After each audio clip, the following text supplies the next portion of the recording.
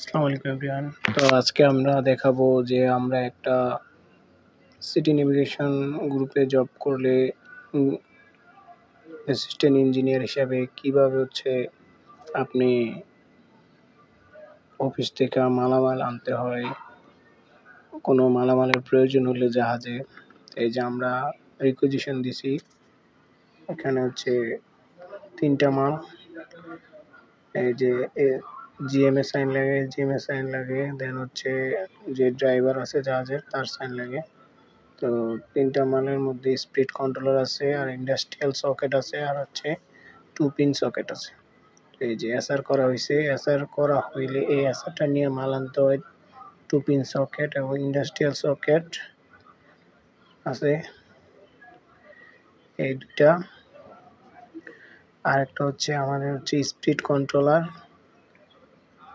এটা জেনারেটরের speed controller, RPM নিয়ন্ত্রণ করে, মনিটরের সকল ফাংশন নিয়ন্ত্রণ করে, যার মাধ্যমে এখন এই যে মালামাল দেওয়ার পরে আপনাকে এরকম একটা গেট পাস দেওয়া হবে, মেইন কপি, গেট পাস এবং অফিস কপি ওনারা রেখে দিবে, গেট পাস গেটে রেখে দিবে। আর এটা আপনার কপি। এই কপিটা সাইন লাগে যে দেয় তারপর যে রিসিভ করে তারও সাইন লাগে। এখন এই যে কয়েকটা গেট পাস, গেটে দিয়ে প্রবেশ পথ দিয়ে বাইরে হওয়ার জন্য নিরাপত্তা প্রহরীরা সাইন দেওয়া লাগে, এবং মালটা আইনা অফিসে দেখানোর জন্য এই সাইনটা লাগে। নেভিগেশন অফিসে তাদেরকে দেখিয়ে সাইন নেওয়া লাগে। স্পিড কন্ট্রোলার, তারপরে 2 পিন সকেট, তারপরে ইন্ডাস্ট্রিয়াল সকেট। এই 3টা মাল আমরা আনছি।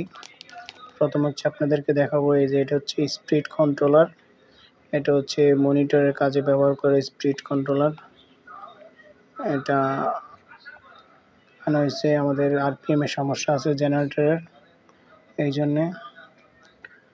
দেন এটা 2 পিন সকেট,